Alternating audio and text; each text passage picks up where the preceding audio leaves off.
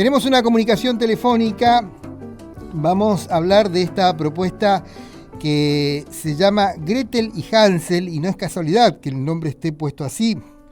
Conocemos el cuento tradicional como Hansel y Gretel, pero la idea justamente tiene que ver con cambiar un poquito las cosas para que se vean otras, ¿no? Visualizar otro tipo de cosas. Está al teléfono el director Gustavo Ariel Álvarez, quien no solo dirige la obra, sino que también la escribió la música, escribió las canciones. No sé si la música, ahora le vamos a preguntar a él. Una propuesta de comedia musical hecha en Misiones, que viene trabajando desde enero para el desarrollo de esta obra, y que justamente vamos a charlar con él sobre este tema. ¿Qué tal, Gustavo? ¿Cómo te va? Muy buenos días. Hola, ¿qué tal? Buenos días, Café. Bueno, muchas gracias por el espacio. La verdad que estamos súper entusiasmados hicimos una pausa recién en lo que es el ensayo para poder estar atentos acá. Bien ahí, Gustavo. Gracias por tu tiempo, además.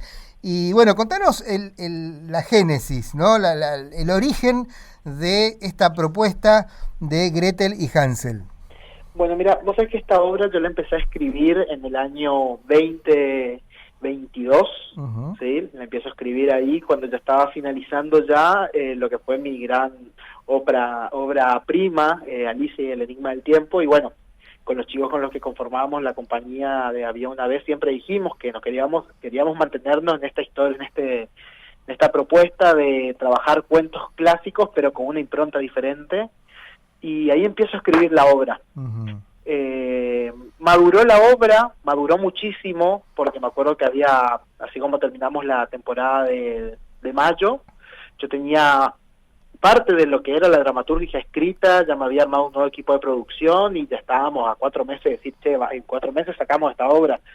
Y bueno, me llegó la paternidad y decidí frenar un poco todo este proceso creativo para dedicarme a paternar, obviamente, y creo que eso también me ayudó a mí a madurar y hacer que este producto llegue a lo que es ahora, que es lo que comenzó con una idea de decir, vamos a hacer una obra que podamos resolverla, no sé, entre 4 actores, algo de música, de fondo, más clásico, una obra que entra en un baúl de un auto. Ajá. Terminó siendo un monstruo musical de casi 20 actores en escena, más de 12 canciones originales, escritas y compuestas, con todo un estudio antropológico e histórico detrás. Eso creo que el haber tomado esos años de seguir trabajando la obra y demás, y en contacto con Lucas, mi amigo Lucas, que fue el compositor, el que le puso la música uh-huh. a las letras, hizo que esta obra se transforme en algo increíble en el día de hoy, que nosotros decimos, qué loco cómo creció.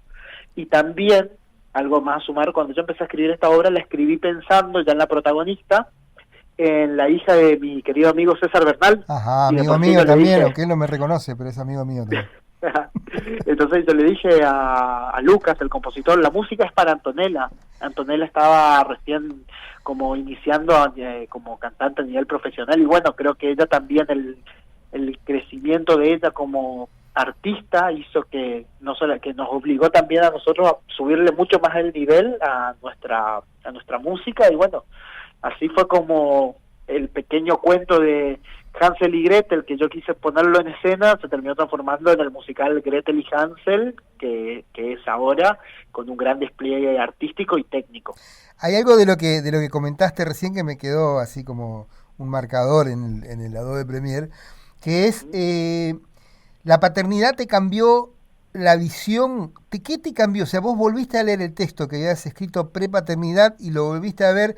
Digo porque el clásico Hansel y Gretel tiene que ver con el tema de la paternidad, ¿no? La maternidad, la paternidad, los hijos, lo filial. Hay algo ahí en el cuento, en las historias llamadas originales o los primeros relatos que justamente apunta a eso, ¿no? Bueno, sabes que el primer acto se transformó en una crítica a la estructura familiar clásica y por ahí a esa idea de que del padre proveedor de la familia. Uh-huh. O sea, es una crítica al rol del padre estático proveedor, que encima a veces cumple más para la visión del afuera que cumplir para lo que es el adentro.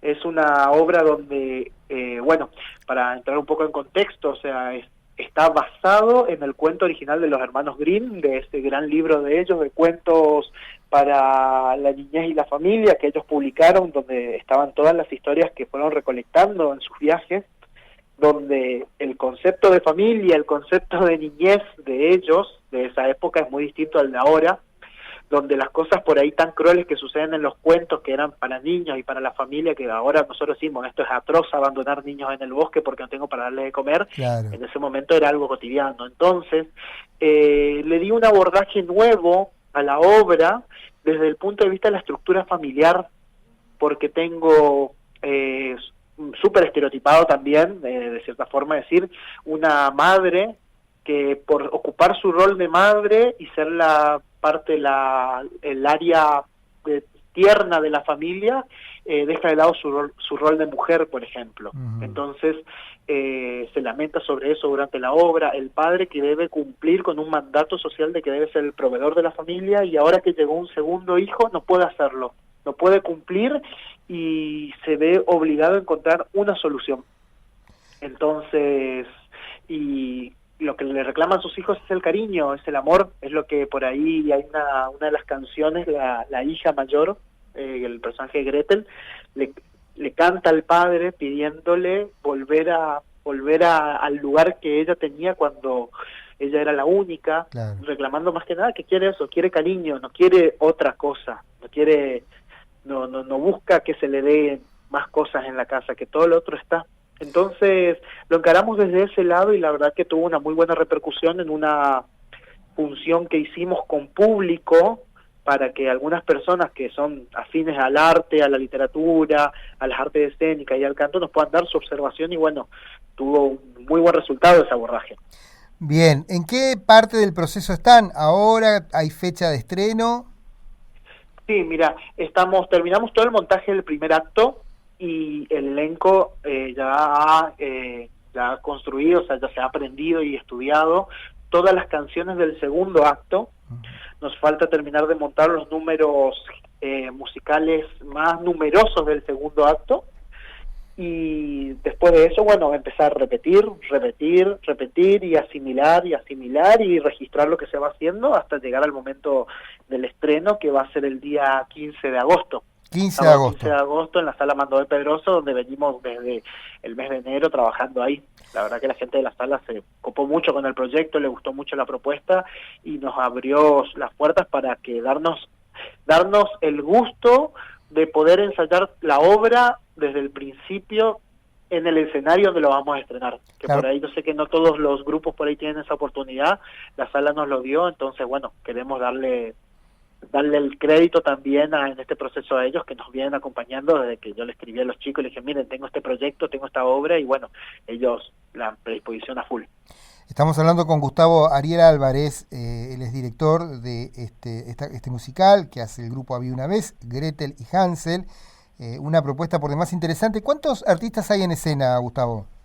En total tenemos un grupo de 18 artistas, en total, entre los protagonistas, el ensamble vocal, los destaques, tenemos y un equipo de 8 profesionales de las artes escénicas trabajando detrás de escena en este proyecto, porque un proyecto de gran envergadura necesita un equipo que lo sostiene y yo como director y productor siempre digo de que yo necesito, o sea, confío en el equipo con el que estoy y son ellos los que me ayudan a llevar esto adelante, si no, no podemos, no vamos a salirnos de esa idea de que el director es todo dentro de lo que es una compañía teatral. No, hay un montón de gente que lo asiste atrás y que ayuda a que el proceso sea dinámico y poder también tener otras miradas. Y aparte tengo amigos en el equipo y estamos trabajando súper bien y eso suma a que este proceso de casi de 25 personas que nos juntamos a hacer una obra de teatro sea lo que es ahora. ¿Sos un director que acepta opiniones? Sí, por supuesto, porque yo puedo tener mi visión por ahí, a ver, es cierto, me decía una vez una colega, las decisiones del director son soberanas, sí, las decisiones, pero no es la única visión. Yo creo que a mí me sirve muchísimo dentro de lo que es el proceso creativo escuchar a los demás, yo contarles lo que quiero hacer y escuchar del equipo que me dé sus devoluciones y lo que ellos me propongan, y sobre todo eso, tener esa maqueta final que luego, que encima después tiene que pasar al actor, Claro. y el actor lo tiene que generar en el escenario y ver, che, esto no funciona, entonces el guión está vivo y yo como director, pese a que es cierto, por ahí siempre las últimas decisiones son mías, las ideas son una construcción colectiva. La producción de la obra, la escritura es en solitario, o sea, vos imaginaste algo, lo tuviste en tu cabeza y después eso se plasma con la participación de un montón de gente que incluso puede tener visiones muy diferentes a las tuyas. Sí, sí, por supuesto. A ver, yo me acuerdo cuando escribí la primera versión de guión y nos juntamos en un café con Lucas Gutiérrez, que es el compositor musical, que bueno, él está muy a full con toda la movida medieval acá en la ciudad y en la provincia. Yo le dije, mira, quiero, esta es la propuesta, esto es lo que me gusta. Él lo tomó y después vino un día y me dijo, vamos a sumarle esto, mirá, estuve investigando y sucede así, y por ahí también él me dio cátedra realmente, porque algo que tiene esta obra es que la música, que responde al género barcore, es un género musical moderno, un género medieval, con instrumentos modernos y demás. Él nos dio una cátedra a mí y después a los chicos del equipo de la estructura musical que debería tener para corresponder y demás. Entonces, el aporte de Lucas desde la parte musical organizó y ordenó muchísimo a lo que fueron las letras que después fuimos plasmando musicalmente en esta obra. Claro. Me hablabas después, el otro día, ¿sí?, que nos encontramos sobre instrumentos de época y todo, ¿no? Así es, sí, buscamos la recreación de los sonidos de la época, para que la gente realmente no solamente venga a ver una obra de teatro musical y decir, che, qué linda la obra, qué lindo que cantaban, sino que por los 80 minutos que dura la función, que el público pueda como viajar en el tiempo y escuchar los sonidos de esa época, a la voz colectiva. Nosotros en el teatro siempre se habla del concepto de la voz colectiva, y en el teatro musical eso se traduce en el ensamble vocal. La técnica de canto que los chicos emplean no es solamente la técnica de canto correcta para teatro musical, sino que se suma también lo que es la estructura vocal del canto gregoriano, claro, que hace que el sonido suene de otra manera distinta y las armonías se puedan disfrutar de manera diferente. No es un musical donde se canta unísono, sino que hay toda una estructura, hay toda una composición de voces que un ensamble de voces, armonización y todo esto, sí, ¿no? Todo eso que hace de que las personas que vayan a ver la obra puedan decir, che, me sentí realmente como se podría haber escuchado el anuncio de un juglar o el canto coral dentro de una abadía en una Europa medieval en el siglo IX, que es donde está ambientada esta obra. Claro. Gustavo, ¿qué es lo que hizo que vos te dedicaras a la comedia musical? ¿Qué es lo que te llevó a buscar este tipo de lenguaje que no es tan común, que a veces es muy difícil de hacerlo? Me acuerdo de una obra de Pepito Cibrián que se llamaba Aquí no podemos hacerlo, sí, que está muy ligado a las grandes estructuras de la industria teatral, y cuando digo industria teatral me refiero a Broadway, a Estados Unidos, y algunos teatros en Argentina. ¿Qué fue lo que hizo que vos dijeras, bueno, quiero expresarme a través de este lenguaje? Sabes que a mí me gustaba mucho el teatro, me gustaban mucho las artes escénicas como el teatro en sí. Ajá. Y un día yo estaba escuchando música sin saber lo que estaba escuchando. Me pasó eso. Dejé sonando una banda, me acuerdo, en internet, uh-huh, y me fue llevando, viste que fue yendo te estoy hablando en el año 2008, 2009, donde, o sea, teníamos banda ancha, y de repente me acuerdo de que descargando música por las páginas de descarga, las plataformas, Ares. Descargo, sí, el Ares y el Emule, que en ese momento era nuestra discografía. Yo creo que era Galaxy, ¿no? También sí. Sí, me descargo sin querer una canción de Los Miserables. Sin conocer, sin uh-huh, saber nada, yo estaba buscando otra cosa y se me descarga la canción del Pueblo de los Miserables. La escuchaba todo el tiempo, me fascinaba lo que escuchaba y no entendía qué era. Y bueno, hasta que descubrí que era una obra de teatro musical, charlando con personas del ambiente y demás, me cuentan de que había una academia de teatro musical, Talentos en ese entonces, que después terminé trabajando ahí en el equipo directivo con Carolina Martínez, pero en ese momento le dirigía a Inés, y es como que un día, esto lo cuento como anécdota, pero no lo aconsejo ni recomiendo. Me retiré de la escuela para poder ir a mi primera clase de teatro musical. Salté el muro de la escuela Bien. en el cambio de hora y me fui a mi primera clase y me enamoré del teatro musical en esa clase. De Mirá. repente descubrí, o sea, le puse nombre a lo que yo estaba escuchando. Me dijeron La Canción de los Miserables. Llegué a mi casa, me acuerdo que que había como era medio cerca, había un lugar donde se alquilaban videos y me alquilé Chicago esa noche y empecé a mirar musicales grabados y le dije, no, esto es fantástico. Llega el sueño, y bueno, fui alumno de teatro musical y bueno, en el sueño de Akin, a ver, nunca fue el canto mi fuerte. Todos mis amigos quedaron en el musical El Sueño de Akin, que hizo Julio y Fran, el primer gran musical misionero en el 2012, en el Montoya. Todos mis amigos y compañeros quedaron en el elenco y yo ni me presenté porque yo sabía que no estaba con las condiciones vocales. Claro. Y un día, bueno, estudiaba producción en el Montoya y un día Julio pregunta si alguien quería ayudarle en el vestuario. Yo le dije que quería colaborar de alguna forma. Julio me dijo, bueno, a partir de ahora vas a venir todos los días a mi casa a las 2 de la tarde y te vas a ir cuando termine el último ensayo.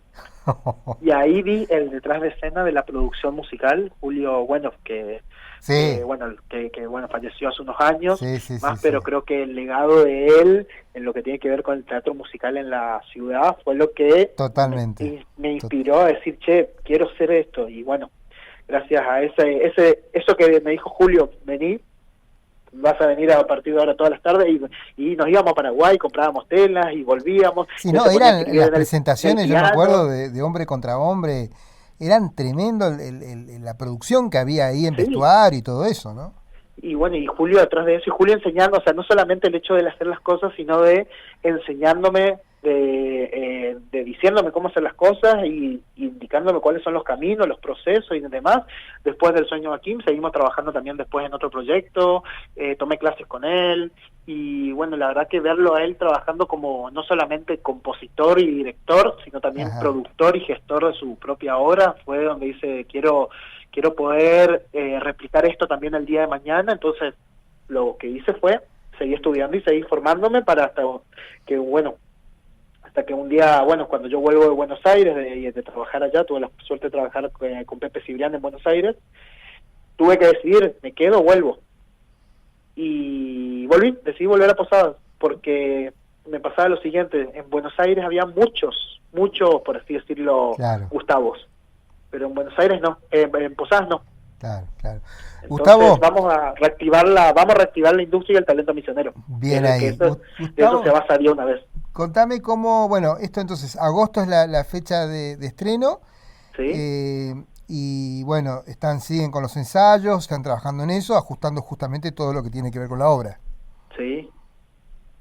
Así es, estamos como era, bueno, ayer estuvimos charlando con algunos del equipo creativo por el tema del armado de las maquetas finales musicales, cómo vamos a crear el ambiente sonoro para el público, está todo pensado para que el público desde que se abre la puerta del teatro y hace la fila para tomar asiento, empieza a tener esta experiencia inmersiva. Bien. Entonces, a partir de ahí, bueno, qué tipo de maquetas vamos a armar, qué tipo de ambientes, empezamos ya a pensar en la grabación y tenemos la orquestación armada, pero bueno, de volver a generar las piezas musicales, reforzando algunos instrumentos, todo para lograr esto que caracteriza tanto a nuestra obra, que es el abordaje musical que tiene. Gustavo, ¿dónde graban las pistas? ¿Dónde se graba todo eso? Mira, tenemos por suerte, tenemos mi estudio, yo tengo en mi casa, tengo un espacio donde me hice mi estudio de música, de grabación, donde también vienen hace veces los chicos a ensayar. Mi familia sabe que todos los jueves y todos los martes sabe que a las 4 de la tarde hay un montón de gente cantando, entrando y saliendo. Después, bueno, Nahuel Quintana, que hace la asistencia en dirección y puesta en escena también, tiene su estudio, entonces vamos como trabajando en diferentes espacios. Lucas tiene su piano, que hace magia con el piano. Cuando él va, escucharlo al tocar el piano es una maravilla, y la cabeza musical que tiene. Entonces el de llegar, sacar el piano y empezamos a probar los sintetizadores, empezar a probar instrumentos, empezar a cargar partituras. Por ahí en su principio fue a lo que llegamos. No lo hubiéramos llegado en otra época, porque al principio utilizamos un poco de inteligencia artificial conectado con lo que era la inteligencia, que decimos, la inteligencia artesanal.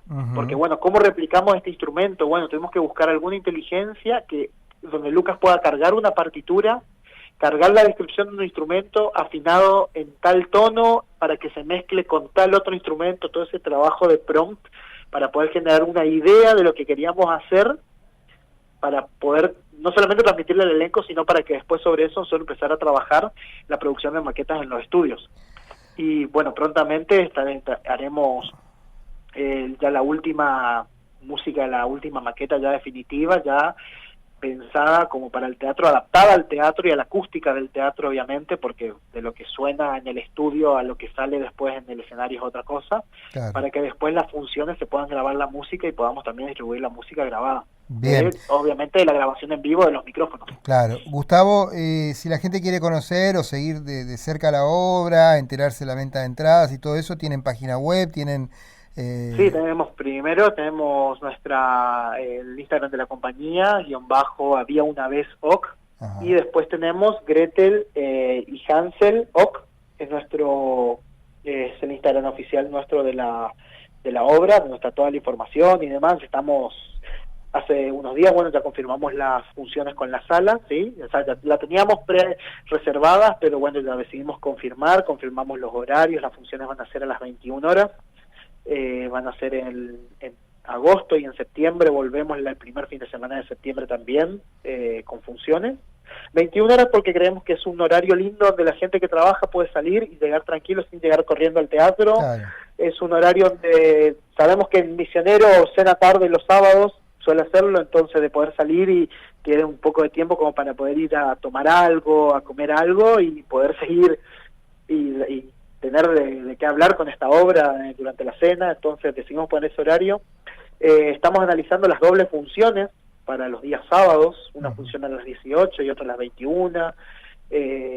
Queremos lograr 7 funciones inicialmente ahora, y bueno, si el público lo pide y la provincia también lo requiere y tenemos que ir a otro lugar, el equipo está listo, la obra está lista, y bueno, eso también es la inversión en equipos que hicimos. No solamente tenemos lo que son los equipos de la sala, sino que hace años vengo invirtiendo en equipos de sonidos, en lo que serían micrófonos, luces móviles y demás, para poder no solamente que se cuenta con la tecnología que tiene la sala Mando B en este caso, sino sumarle algo más para que lo haga todavía distinto. Seguro. Cabe destacar que elegimos hacerlo en Mando B porque es una de las salas, la sala es hermosa y está muy bien equipada, entonces decimos está como para poder ser súper explotado todo lo que tiene. Bien. Gustavo, muchísimas gracias por esta entrevista. No, gracias a ustedes, por favor, por el espacio, así que ojalá que, seguramente para acerca de la fecha de estreno y demás, nos vamos a estar volviendo a comunicar. Dale que sí. Para compartir más info, y estamos a la orden siempre. Gracias. Ahí estaba Gustavo Ariel Álvarez, entonces, del grupo Había una vez, director, dramaturgo también de esta obra que es que cambia de alguna manera el nombre, que es Gretel y Hansel, un musical misionero.